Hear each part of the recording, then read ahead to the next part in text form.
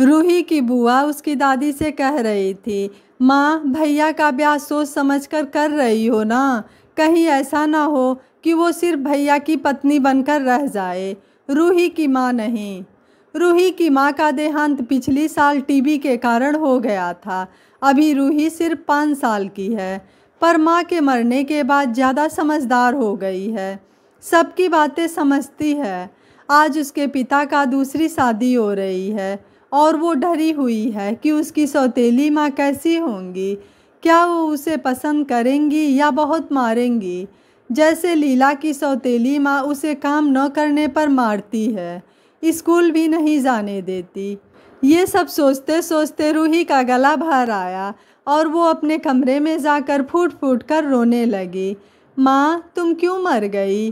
अब कोई मुझे प्यार नहीं करेगा और ना ही कोई मुझे स्कूल भेजेगा। उसका रोना सुनकर उसके पिता भी आ गए और उन्हें ये समझते देर नहीं लगी कि रूही क्यों रो रही है। उन्होंने रूही के सिर पर हाथ रखकर सहलाया और उसे गोद में उठाया। फिर उससे पूछा, कुछ खाया तूने? रूही ने रोते हुए नौ में सिर हिलाया। हरिया ने अपनी बहन को आवाज़ देकर बुलाया और उसे बोला, तू इसका ख्याल नहीं रख सकती? देखो इसने कितने गंदे कपड़े पहने हुए हैं, जाओ इसके कपड़े बदलो और इसे कुछ खिला भी दो। राधिका रूही की बुआ रूही को लेकर भी चली गई और हरिया रूही के पिता अपनी पहली पत्नी की तस्वीर के आगे रोने लगे। आंगन में औरतें गाना गा रही थी, कुछ ढोलक बजा रही थीं और कुछ इन बातों में मशगूल थीं कि सौतेली माँ तो सौतेली ही होवे है। पंडिताइन को हरिया का ब्याह इतनी कम उम्र की लड़की से नहीं करना चाहिए। वो खुद अपने को संभालेगी या रूही को? और मुंह में साड़ी का पल्लू ठूस कर व्यंग से हंस रही थी। राधा का ब्याह हरिया के साथ हो गया और राधा, जो कि सिर्फ 18 साल की है, पीली साड़ी में एकदम बच्ची लग रही थी। माथे पर लाल सिंदूर पूरे चेहरे पर फैल गया था और वो बेचारी डरी हुई सी चुपचाप अपने कमरे में बैठी थी। तभी हरिया की माँ रूही को लेकर उसके कमरे में गई और उससे बोली, देखो बहू, ये तुम्हारी बिटिया है, इसे खूब प्यार से रखना। राधा ने घूंघट से झांकते हुए रूही पर नज़र डाली और रूही को अपने पास बुलाया। रूही ने मना कर दिया और अपनी दादी से चिपक गई। राधा ने फिर कोशिश की, परंतु उसकी कोशिश विफल रही। हरिया ने भी रात में राधा को बोल दिया कि तुम पहले रूही की माँ बनकर दिखाओ, तब मैं तुम्हें पत्नी रूप में स्वीकार करूँगा। यह सुनकर राधा दूसरी तरफ करवट लेकर लेट गई। आँखों के किनारों से आंसू टपक कर पूरे तकिए को भिगो गए और वह ख्यालों में डूबने लगी कि कैसे उसकी माँ की मौत के बाद उसके पिता ने दूसरी शादी की और फिर वो सिर्फ अपनी पत्नी के पति बनकर रह गए। उसके पिता कभी नहीं बन पाए। राधा पढ़ना चाहती थी, परंतु उसकी माँ ने यह कहकर कि लड़की जात है, घर का कामकाज सीखना ज़्यादा ज़रूरी है, उसकी पढ़ाई छुड़ा दी। इतना ही नहीं, उसकी माँ ने जब हरिया के घर से रिश्ता आया कि वो दहेज नहीं लेंगे तो तुरंत हामी भर दी। राधा ने उसी समय ये निर्णय लिया कि अब वह कोई दूसरी सौतेली माँ नहीं बनेगी। वह बनेगी तो सिर्फ माँ, जो अपने बच्चों का सिर्फ भला चाहती है। ये सब सोचते सोचते कब सुबह हो गई पता ही नहीं चला। अगली सुबह रूही और उसकी सौतेली माँ राधा दोनों के लिए नई सुबह थी। राधा सुबह उठकर सास के पैर छूने गई। उसने देखा रूही सोते हुए कितनी मासूम लग रही थी। उसने पहले अपनी सास के पैर छुए, फिर रूही की चादर ठीक से उड़ा दी और उसके गाल पर प्यार किया। ये देखकर उसकी सास को अच्छा लगा और उन्होंने भी राधा को प्यार से गले लगा लिया। राधा सबसे पहले रसोई में गई और चूल्हे पर चाय चढ़ाई और दूसरी तरफ रूही के लिए दूध गर्म किया। फिर सबको चाय देकर उसने रूही को प्यार से उठाया और उसे नहला धुलाकर उसके कमरे में ले गई, जहाँ रूही की माँ की तस्वीर लगी हुई थी। तस्वीर की तरफ इशारा करते हुए राधा ने पूछा, ये तुम्हारी माँ है रूही? रूही ने हाँ में सिर हिला दिया।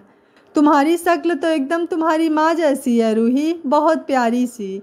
ये सुनकर रूही मुस्कुरा दी। लाओ तुम्हारी चोटी बना दूँ। रूही ने बोला, 2 चोटी नहीं 1। मेरे कक्षा के लड़के मेरी दोनों चोटी खींचते हैं। ओह, ऐसा है क्या? आज मैं चलूँगी तुम्हें स्कूल छोड़ने। देखती हूँ कौन तुम्हें परेशान करता है। तुम मेरे स्कूल चलोगी? नहीं, तुम मत आना वहाँ, वरना सबको पता चल जाएगा कि मेरी भी सौतेली माँ आ गई है। ये सुनकर राधा को दुख हुआ, पर फिर उसने अपने को संभाल लिया, ये सोचकर कि अभी रूही बहुत छोटी है, वो अच्छे और बुरे की पहचान कैसे कर लेगी। 1 महीना बीत चुका था, राधा का ब्याह हुए। राधा ने अपने प्यार और समझदारी से सबका दिल जीत लिया था, पर रूही अभी भी उसके करीब नहीं आई थी। हरिया अब संतुष्ट था कि राधा रूही और उसकी माँ का अच्छे से ख्याल रखती है और वो अपने काम पर अच्छे से ध्यान दे पाता है। कुछ दिन बाद रूही की नानी उससे मिलने आई। राधा ने उनका अच्छे से स्वागत सत्कार किया, पर वो ये पचा ही नहीं पा रही थी कि राधा ने सबका दिल जीत लिया है, क्योंकि वो अपनी बहन की बेटी को रूही की माँ बनाना चाहती थी। सो उन्होंने अपने षड्यंत्र रचने शुरू कर दिए। सबसे पहले तो उन्होंने रूही को राधा के साथ सोने से मना कर दिया और वो रूही को अपने साथ सुलाने लगी। धीरे धीरे वो रूही को रोज़ ये बताती कि राधा में कितनी बुराइयां हैं। रूही सुनकर हाँ कर देती। एक दिन तो हद ही हो गई। जब राधा रूही के लिए दूध गर्म कर रही थी तो उन्होंने राधा को आवाज़ लगाई कि बाहर कोई है।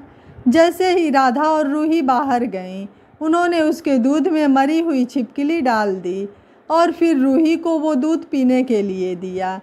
तब तक घर के सब लोग भी नाश्ता करने आ गए और फिर जैसे ही रूही ने दूध का ग्लास उठाया, उसकी नानी ने बहाने से वह ग्लास गिरा दिया, जिससे कि छिपकली सबको दिखने लगी।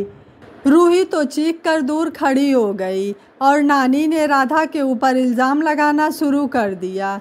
सब चुप होकर ये सब सुन रहे थे, पर कोई कुछ नहीं बोला। इससे रूही की नानी रूही को ये कहकर अपने घर ले जाने लगी कि मेरी रूही की तो किस्मत ही फूटी है। पहले माँ मर गई, अब और ये सौतेली माँ उसको मारना चाहती है। मैं इस घर में रूही को नहीं रहने दूँगी, अपने साथ ले जाऊँगी। और इतना बोलते हुए वो दरवाजे की तरफ बढ़ने लगी। पर यह क्या, रूही ने अपनी नानी का हाथ छोड़कर अपनी माँ राधा का हाथ पकड़ लिया और कहने लगी, नानी आप बुरी हो, मेरी माँ बहुत अच्छी हैं। मुझे पता है कि दूध में मिलावट आपने की थी। जब मैं माँ को देखने रसोई में गई थी तब आपको मैंने ऐसा कुछ करते हुए देख लिया था। अब तो नानी का मुँह शर्म से लाल हो गया और वो उल्टे पैर अपने गांव वापस चली गईं। रूही राधा का हाथ पकड़कर उसके कमरे में ले गई, जहां उसकी माँ की तस्वीर लगी थी, और तस्वीर की तरफ इशारा करके बोली, माँ तुम मेरी पहली माँ से भी ज़्यादा सुंदर हो। इतना कहकर वह अपनी माँ से लिपट गई। राधा ने भी उसे बहुत प्यार करते हुए उसे गले से लगा लिया। आज रूही की शादी है। रूही गांव के सरकारी अस्पताल में डॉक्टर है और राधा का एक बेटा भी है जो अभी शहर में इंजीनियरिंग की पढ़ाई कर रहा है। रूही राधा से कह रही है, माँ आज मैं आपकी वो साड़ी पहनूंगी जो आपने उस दिन पहनी थी जब आप पहली बार हमारे घर आई थी। राधा ने पूछा, क्यों बेटा, वो तो बहुत पुरानी साड़ी है। उस पर रूही ने जवाब दिया कि उस दिन तुम उस पीली साड़ी में बहुत सुंदर लग रही थी जब तुमने मुझे अपने पास बुलाया था। इतना कहकर दोनों एक दूसरे के गले लग गईं। दोस्तों, सभी सौतेली माँ बुरी नहीं होती हैं। कुछ माँ सिर्फ माँ होती हैं, सगी या सौतेली नहीं। वो सिर्फ अपने औलाद का सुख चाहती हैं। यह कहानी आपको कैसी लगी, आप मुझे अपनी राय कमेंट बॉक्स में ज़रूर दीजिएगा। वीडियो पसंद आया है तो वीडियो को लाइक करें, शेयर करें एंड चैनल को सब्सक्राइब करें। Thank you for watching. मिलते हैं अगली कहानी में।